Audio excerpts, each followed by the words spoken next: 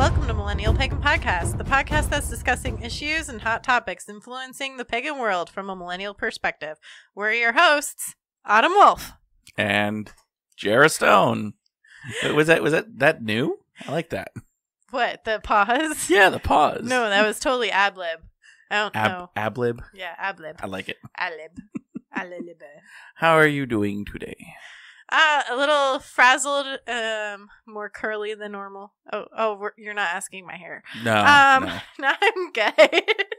Yeah, I noticed you slept with your curlers in, didn't you? No, actually, I took a shower, put the curlers in while my cat was drinking from my water cup in my bathroom, and then hung around the house for like a half hour doing nothing but drinking coffee. It was fabulous. I just got done watching episode 4 of season 8 of Game of Thrones. Yeah, we're not talking about that. Yeah, I know. Don't worry. I'm not going to ruin it for anybody, but Nope. the feels. Yeah. Okay. The feels, Yeah. especially after the battle. It's Game of Thrones. Like, Game of Thrones should be retitled The Feels. Yeah. Like, dragons and feels. Mm-hmm. And wolves and feels. And Kit Harington. Sometimes naked. And Amelia Clark. Mostly naked. Yeah. 2 thumbs way up. Way up. Yeah. So, what are we talking about today? Well, first, something just happened. What happened? Paganly. Pagan. Pagan-esque. Beltane. Beltane, yes. Yes. How was your Beltane? As you can see, I still have the ribbons in my hair. Yes, I noticed. At first, I thought they were rubber bands for some reason, like in the front, because I never saw the back of you until about a few minutes ago. And then I was like, why does he have rubber bands in his braids? That just seems very uncomfortable. And then I saw the back of you, and I was like, oh, they wrapped them around his maypole. Exactly. Gotcha. Yeah, I told Sunshine to redo my hair a couple days ago, and she's like, I'm going to do something different. And she did just the hair first. Mm-hmm. And then yesterday, before we actually went to ritual, she's like, I'm putting ribbons in my hair. Do you want ribbons in your hair? I was like, yeah, sure. Why not? Yep. Mm-hmm. But yeah, we actually did some good, interesting work. Actually, one of my cosplay friends came out for the first time ever to a public ritual. Ooh. And he thoroughly enjoyed himself. That is very important and awesome. Yeah. Very cool. Yeah. Very, very cool. So yeah, we did some work with Pele and Kuan Yin. Okay, and So. for those who do not know who Pele and Kuan Yin are, Pele is the essentially the Polynesian goddess of the volcanoes, goddess of fire. Pretty much, we used her to somewhat beginning the forge of something in our lives. Pretty much something to forge it, and then Kuan Yin, goddess of compassion. Often depicted as the female Buddha. We actually used her waters to quench the flames and temper what we wanted in our lives to actually help make it stronger. So it was kind of interesting. I've noticed that at least for me personally, we were kind of just going in trance, trying to find something that we needed back in our lives, something that we needed to reach out and grab a hold of. And that one thing for me was kind of going back to my roots as an entertainer. And so that email we were just discussing, yes. Yeah. Okay, yay. Yeah, the email we were just discussing,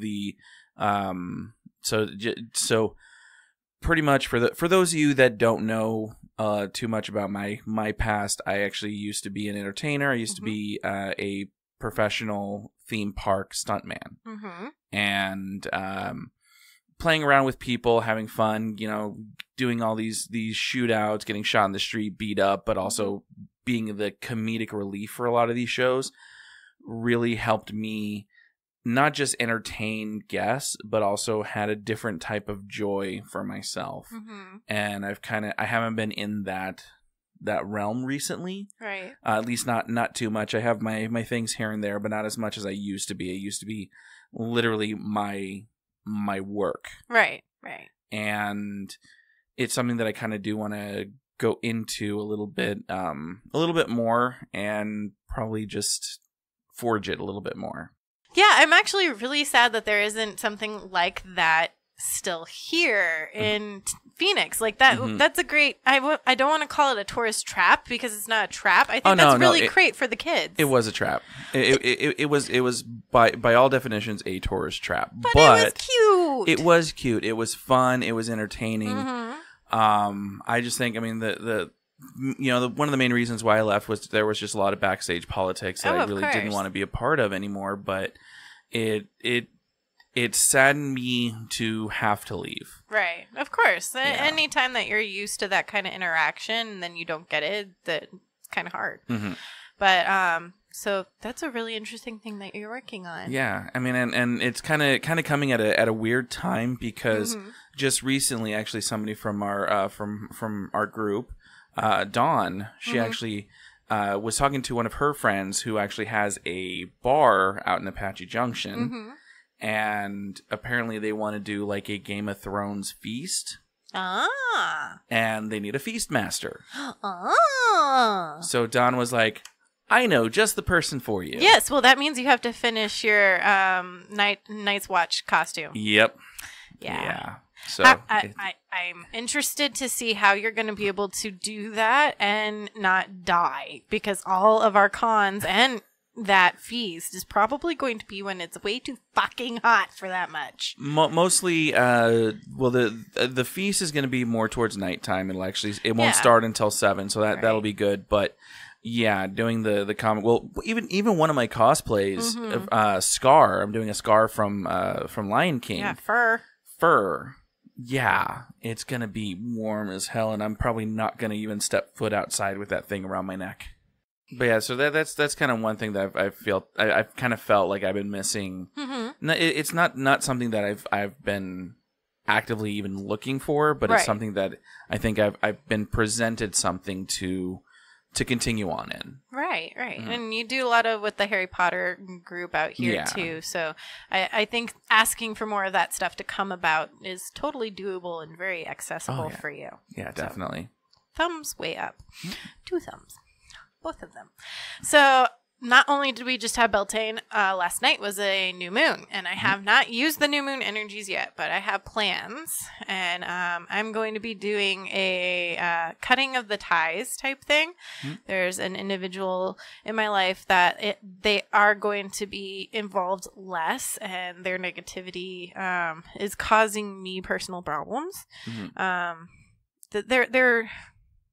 I had a discussion with somebody else who gave me great wording. They're crossing my barriers, which aren't necessarily a problem or a bad thing, but it is because they've gone past my blocks and my barriers. So I'm going to be initiating that way that any more negativity won't continue on after they're less of a presence. Nice. And that possibly they'll whatever interactions we have together will be more positive and uplifting. Good. So that's my plan for magical stuff.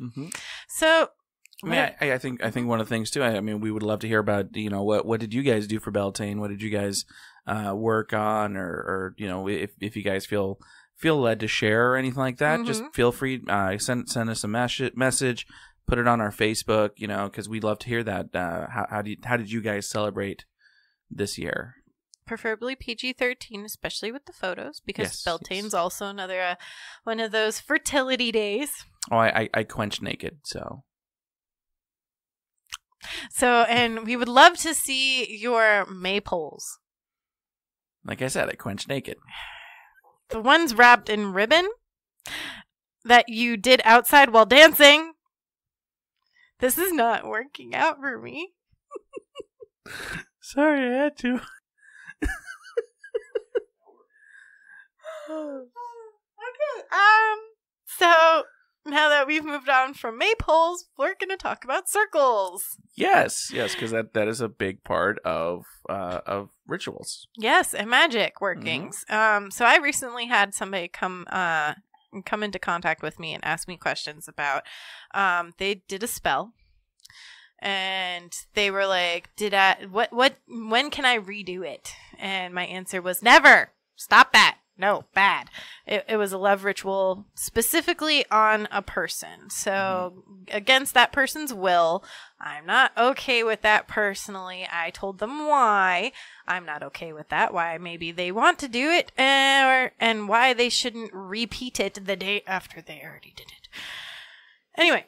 Yeah. So I gave them those options and told them a lot of stuff. And then they asked a lot of questions about Circle and how to cast it and how to start pretty much the magical process. And it kind of smacked me in the face that a lot of you guys who are listeners have been commenting and reaching out to us and saying, I'm new to paganism and I love everything you've taught me. And I go, wait, I'm doing you a disservice if I don't at least tell you how to start all of this.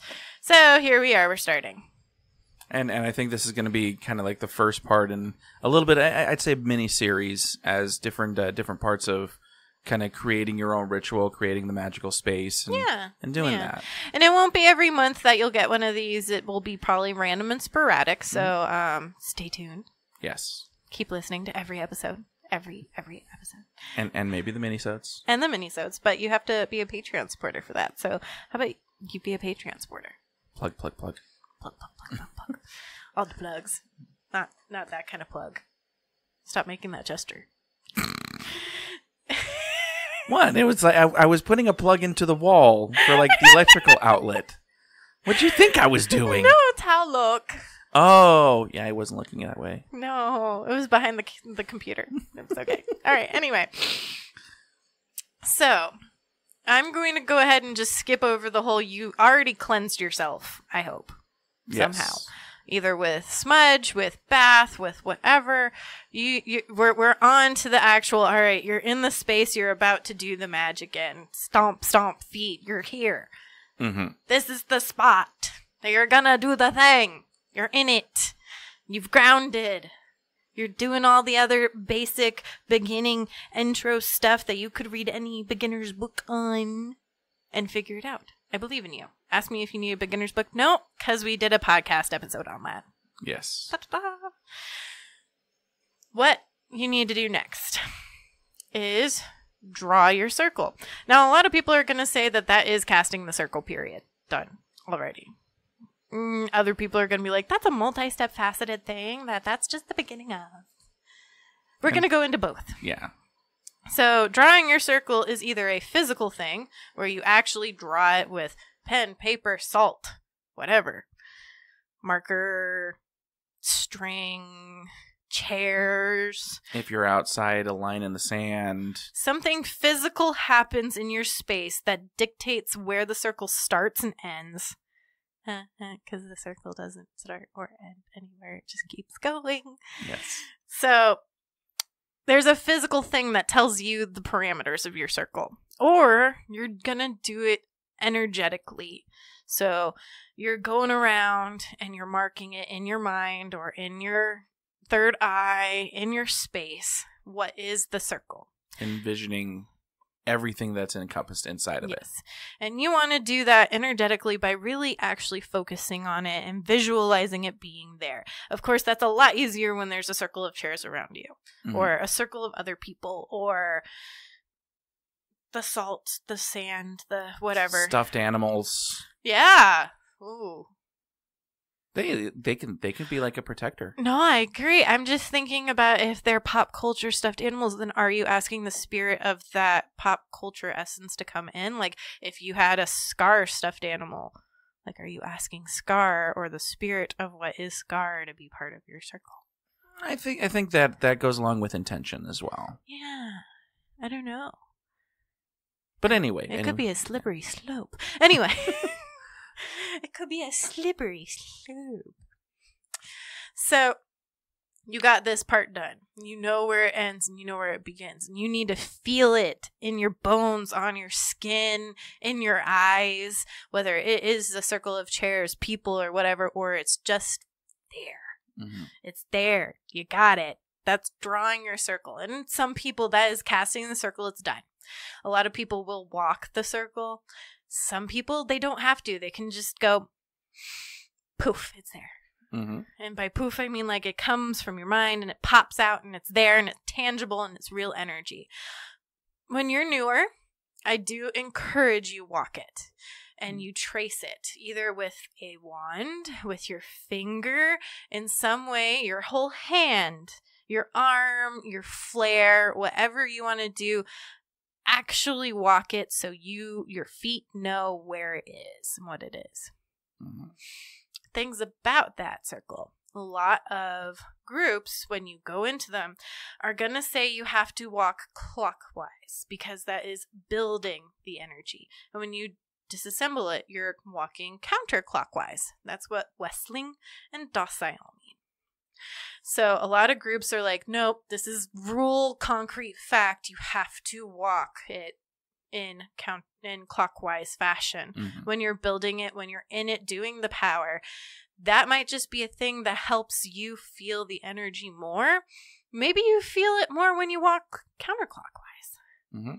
I mean, who knows? It could be just like, I mean, I know this is kind of like a weird thing, but like the toilet flushing a different direction, it could be something just about you, about where you are, mm-hmm. where it feels right counterclockwise or clockwise. Right. But I'm giving you this information because I don't want you to be that person who goes into a group and gets yelled at, which, by the way, don't yell at newbies. Mm-hmm. Don't. Like, let's go back to inclusion, guys. Yeah. Don't do it. They don't know. It's not helpful for their learning process to scream at them that they're doing it wrong. Mm-hmm. So that's one thing. Another thing is if you are a solitary and you are practicing by yourself and you have to leave that circle, I do encourage cutting a door in the circle at all times if you're going to leave the circle space, just because then you're emphasizing more that this is a physical space that is entrapped or enclosed from the outside. Mm-hmm. So you want to cut that door. If you are a solitary, one thing you can do to make sure the circle doesn't collapse without your energy is to put your besom in there. Your broom is a guardian of doors, a guardian of spaces. It can hold that energy for you. Mm-hmm. Something we probably should have started with mm-hmm. is, why do we cast circle, Jera? Why do we do all of this before we do the magic? Well, I'd like to tell you. Because it seems like a lot of work. It is a lot of work, and there's going to be a lot of logistics behind it. Mm-hmm. But I think right now, we're going to keep you guys in suspense, take a little bit of a break, and come back. And we'll learn now that we know the how. The beginning of the how. The beginning of the how. This is step one of a multifaceted thing. Then we're going to come back and talk a little bit more about the why. Right after this.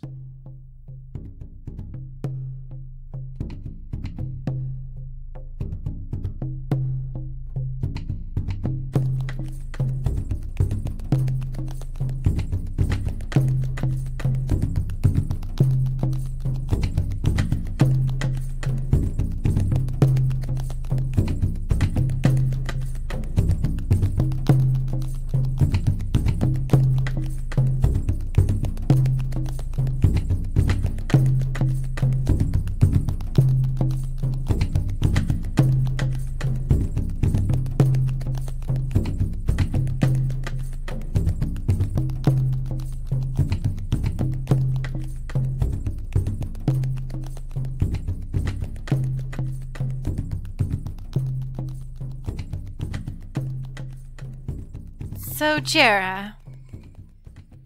Yes. Why do we cast circles? Well, I think it's kind of a multifaceted reason, at least personally.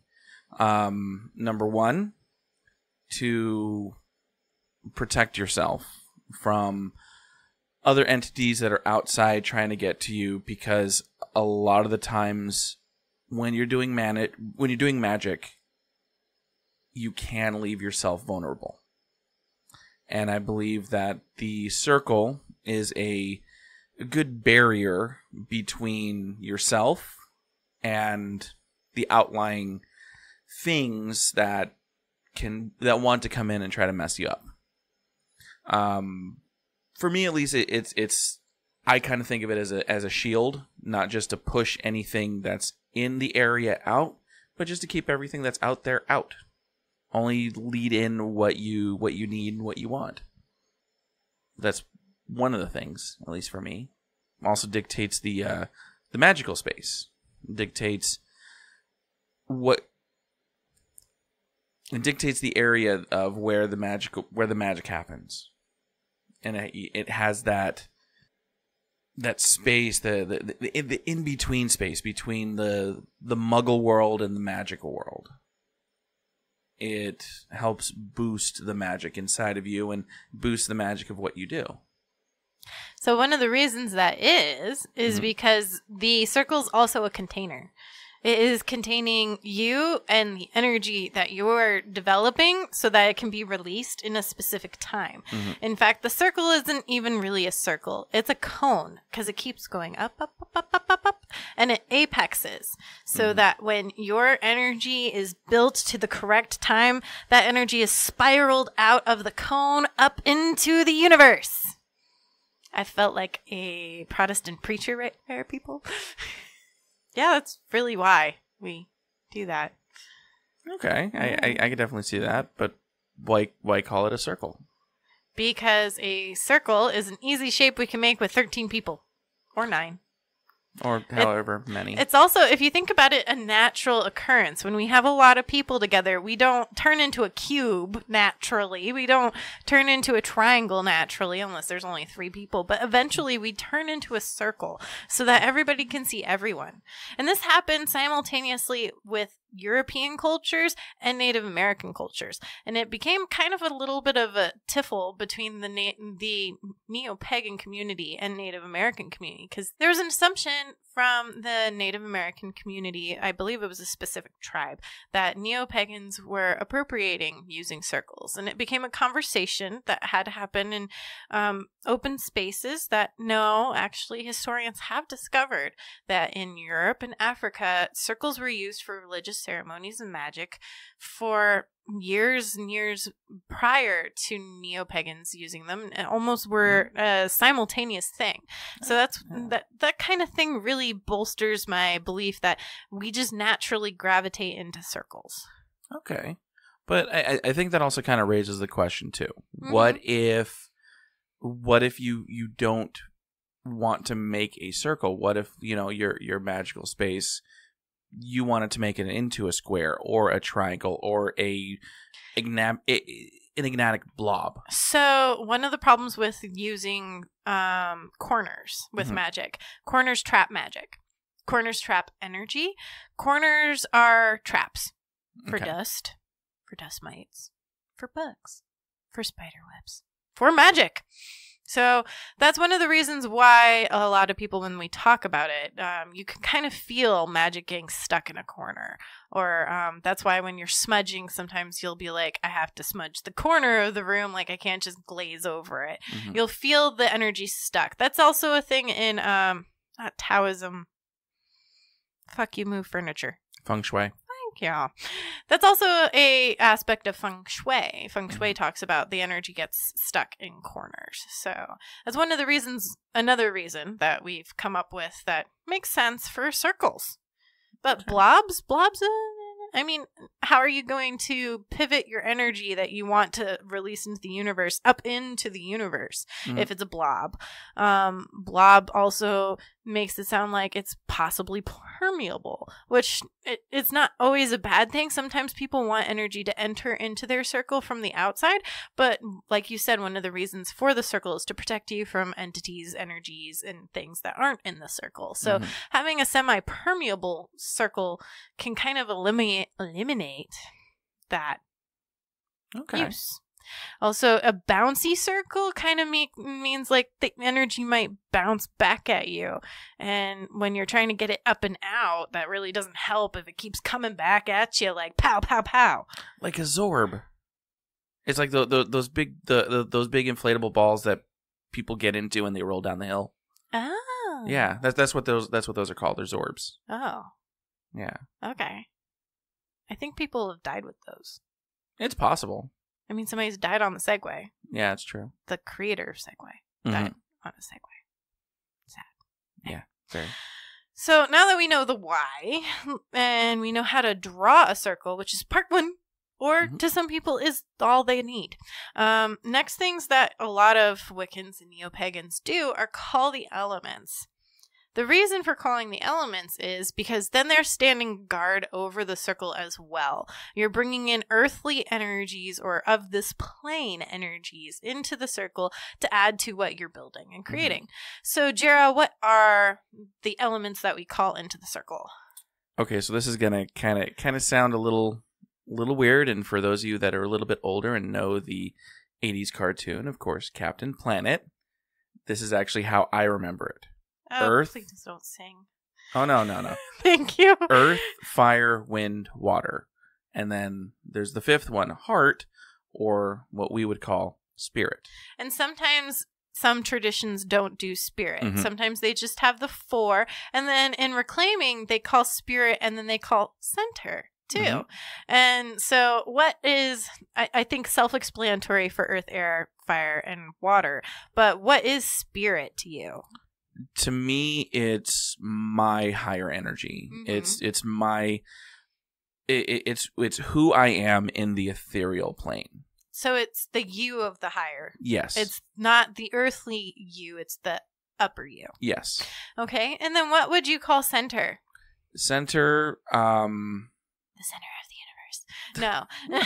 No, I honestly, I've never really thought about center? I've never really thought about center. So I find center, so we're calling the upper part of you, the part that walks between worlds, the part that you can get yourself lost in. So you know how they say spirit men always had their one leg in the spirit world and one leg out, and they kind of were zany. If you stay too focused on that upper you, I think sometimes you can get lost. So what I think center is the calling of the root of you, the energy that sits in your stomach that makes you connected to the you, or the root chakra that some people call. So you've already ground before you get to this point, but then that's just another anchor to connect you back to the physical you, the earthly you. Yeah. Okay. So and for me, I kind of encompass that into my ethereal. I see it more as the connection between the ground and the above. That's kind of how I see it. So I guess when I do my callings, I call both spirit and center in the same breath. Ah, okay. That makes sense. So some tips about calling the elements. I had the person who was talking to me was like, I really felt air, but not the other elements.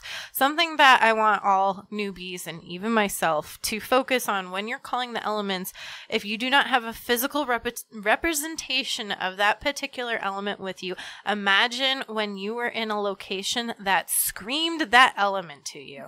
So if you've been to the ocean and that is like your pivotal water moment, you just imagine those waves lapping and charging and the strength of the ocean. If you are more a creek or river or lake type person, imagine yourself in there. You feel the water. You are the water. That's how you call water. You have to feel it there.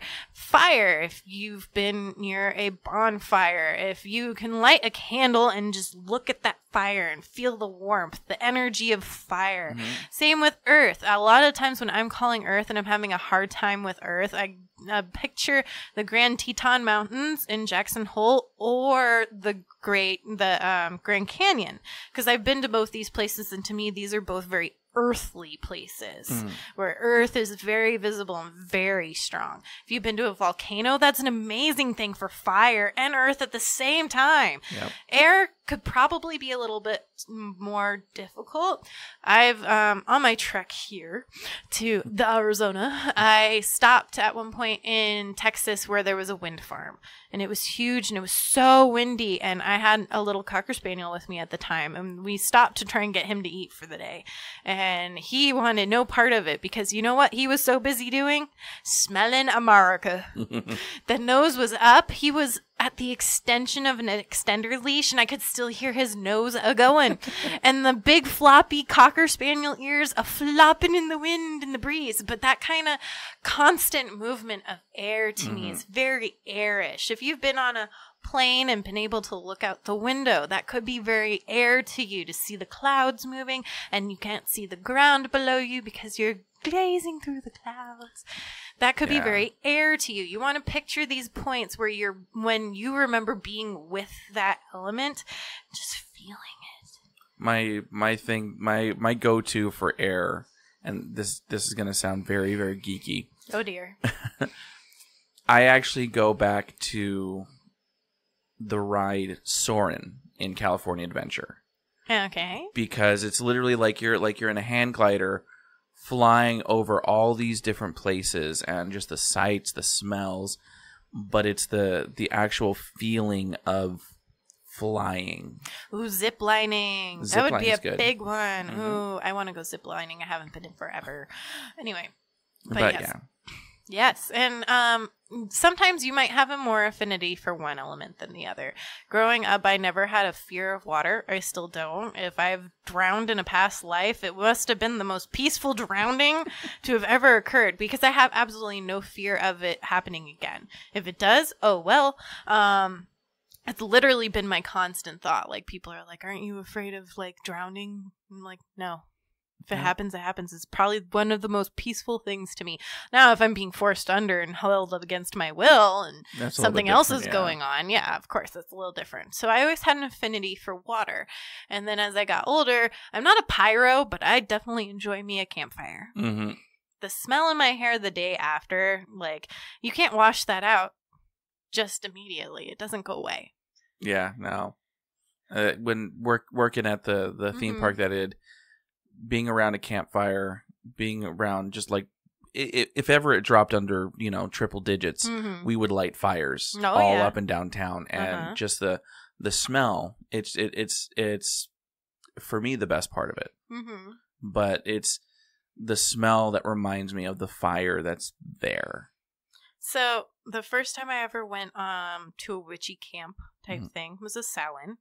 It was a Samhain. The last Samhain I had in Georgia, it was projected to be in the 70s. And then a cold front moved in. I'm always fucking freezing. So I packed my winter coat. I packed a pair of corduroy jeans and some fluffy socks and some boots. And the warmest it got that whole weekend was 19 degrees. Oof. I know all my Arizona friends are like, you must have died. I slept in my car. It was 12 degrees one morning when I woke up. Now, I had the windows cracked in my car because that's actually kind of dangerous not to, even if your car's not running. And it wasn't. And I buried myself. And luckily, a good friend from Spiral Rhythm lent me a pair of really warm socks. I burnt the shit out of my shoes. I learned that time that my work sneakers, which were no slip grip, waterproof sneakers, were warmer than my boots. These were some girly ass boots. And I had put my feet up on the stones to keep them warm because you're fucking freezing in 19 degrees weather no matter how many layers you're wearing. Yep. And how many blankets you're buried under or how many hats you're wearing. So I'm sitting there and I realized when we got home that I had melted the soles of my shoes because of how much I was just like curled up against the fire trying to stay warm. It was miserable and amazing, and I wouldn't trade that experience for the world, but I love being cold rather than being hot, because if it was 120, I would have went home. I would have been like, sayonara, you can't drench me enough to keep me here. Bye. So yeah, that was one of my favorite experiences with fire, was just reaffirming how life-giving it is and how important it is, especially to our elders. Like our ancestors lived that always. That was their one heat source. Yeah. I mean, if you look at just a bunch of movies and shows that are trying to represent those olden days, like honestly, Game of Thrones, perfect example. No electricity, candles everywhere, fire pits everywhere, torches everywhere. The light was a big deal. Yeah. Yep. And the night is full of terrors. Exactly. Yep. So that's the elements. Mhm. I think we beat the elements over with a stick. Earth. Stick. Well, and I think I mean because we have talked about keeping it cheap as well. You don't have to have a giant fire pit, a pool of water. No, honestly, one of the things that I used, I actually had a cup of water with some salt, a candle. And then for air, I blew out the candle and I saw the smoke. For me, that was a representation of air. I have a thing to say. You have a but thing. First, on that same note, everything that we just described doesn't need a physical thing ever. No. You can do all of this without even moving a muscle. Every single thing we said to cast the circle so far, you don't need a thing. Yeah, no. You don't need a thing to do magic at all. You need your brain. You need you. That's it. Yeah. So that's one thing that's very important. But the physical representations help extremely with newbie witches. Mm-hmm. To the blowing out the candle thing, one, I'm going to give you an alternative before I tell you the why of why you probably should have an alternative. Incense. Mm-hmm. Smoke and air. And fire, technically. Why you shouldn't do that? A lot of witches, and a lot of witches won't, believe it is disrespectful to extinguish one element with another. So a lot of witches will say you don't blow out candles, you snuff them. And that's why you'll see snuffers as a thing. Yeah, it's another thing you have to buy. I'm sorry. Don't go out and buy everything, please. But it's one of the things that's still water. Talok literally licked his fingers and went and did the tss, and I was like, oh wait, that's still water. Well, and mind you, I did have two candles. One was my representation for fire. One was And I'm just saying that some people will consider that disrespectful. Period. And I know a couple of witches who won't blow out candles ever. They always snuff them. They have like snuffers in every room, and they're avid candle burners, and Talok's eyes are like, that's a little extreme, but that's the thing. You do you. Yeah, you do you. Yeah. Maybe that's how it works for you, how you respect fire. And if you're building a relationship with those elements, maybe when you're building that relationship with fire tells you, hey, no. Mm-hmm. Or fire says, yeah, whatever, fuck it. So that's very an important thing to keep in mind in the back of your head, whether you want to take up that practice or not. It might happen that you're in a circle or in a coven. They're like, don't do that. No. Now you know why. Yeah.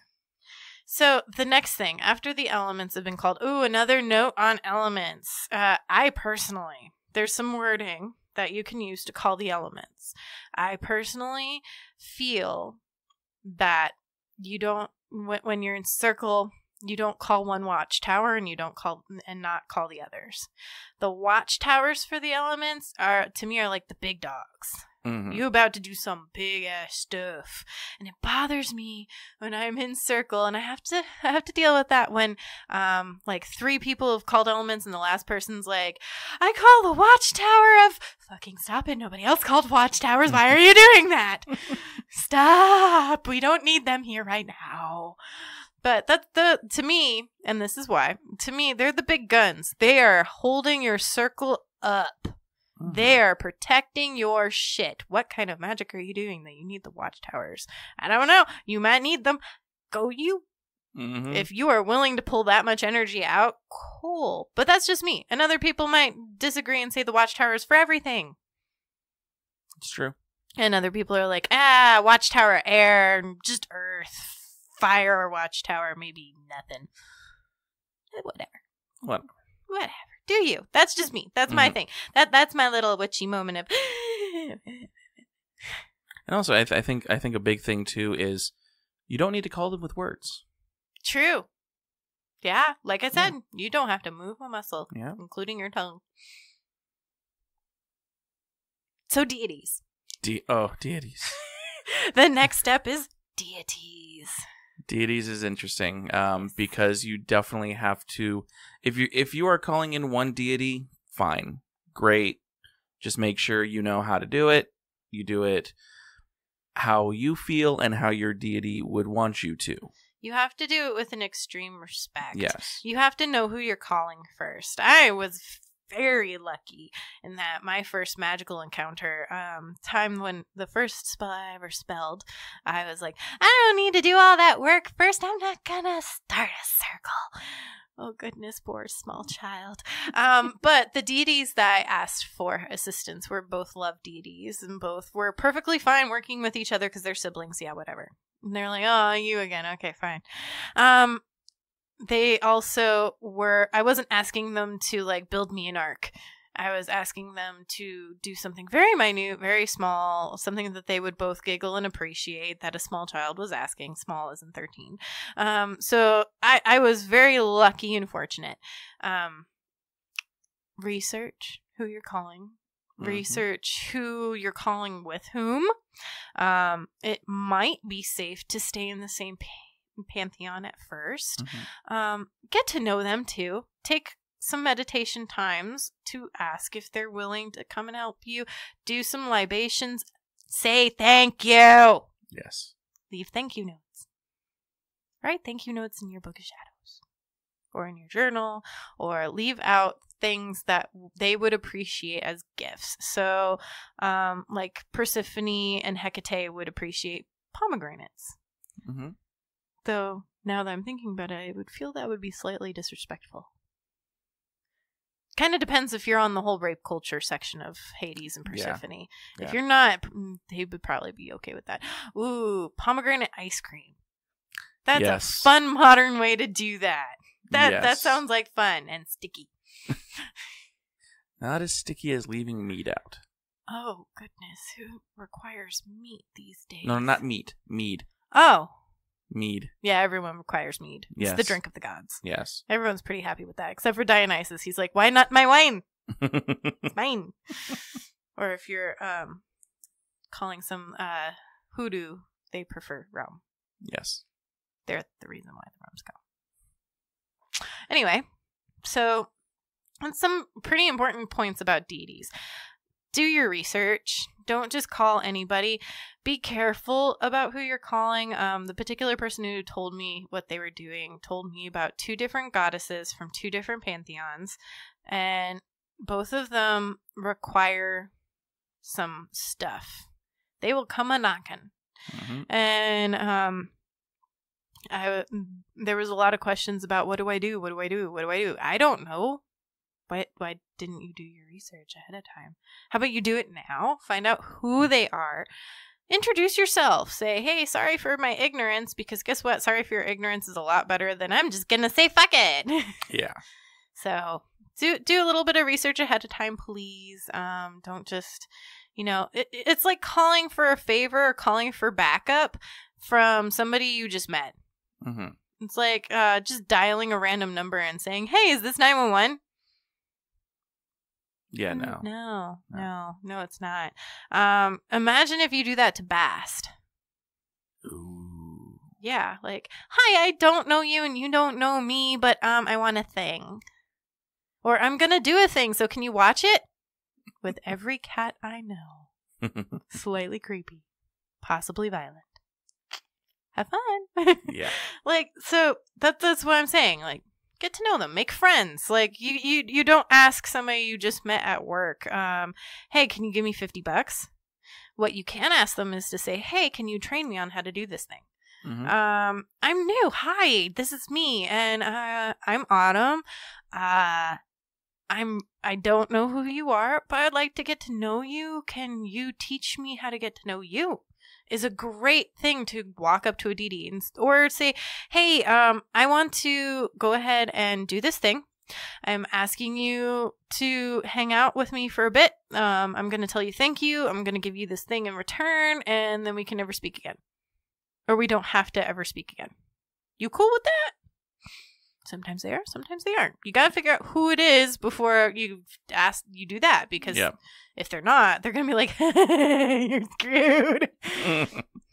It's like, oh, that was cute. Oh, now if you're sitting here going, oh shit, oh shit, oh shit, you can hope that nothing happens, and there's a high probability that nothing will happen. Now, if you continue down this road of paganism, something will probably happen. Sorry. Mm-hmm. And hopefully by then you have some backup that actually you've encouraged a relationship with, because sometimes other gods will say, it's okay. They were stupid once. It's fine. It's fine. It's fine. They won't do it again. It's fine. Yeah. Then there are some gods that will hold you to every little thing. Yeah. It's not going to be all right. Nope. I just killed Towel. All right. So I think that sums it up. That's how you do a circle, how you build it. And you get it going, and you're about to do your magic. So you call the deity, you tell the deity, hey, this is what I'm going to do. I really appreciate you being here. I'm going to do a thing now. Cool. And that's where we're going to leave you. Yep. Do your thing. Now you're stuck in it until we tell you how to get out of it. Or you can research. That's true. There's books. Yep. There's so many books. There's so much resources online too, guys. Just make sure you know where you're looking. I believe in you. Yeah. Of course, I want to thank Adam again for coming on last episode, and being awesome and helping us talk about inclusion and gatekeeping in paganism. We're going to probably come back. We're probably going to come back to that subject at one point in time in the future. So just keep that in mind. Is Patreon worth it, Jera?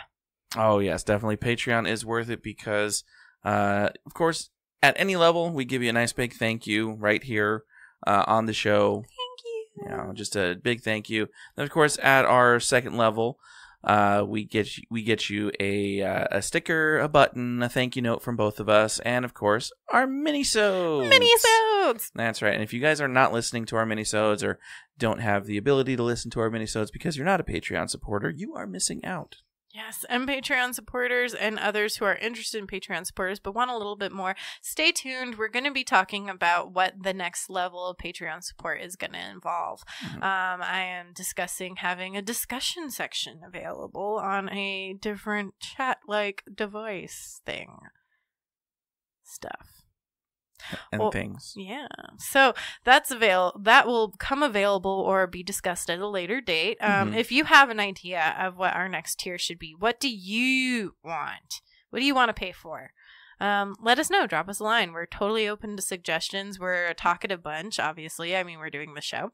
So talk to us. Yes, because we like that stuff. Yeah. So again, thank you from both of us and everyone at Millennial Pagan Podcast. Merry meet. Merry part. And merry meet again.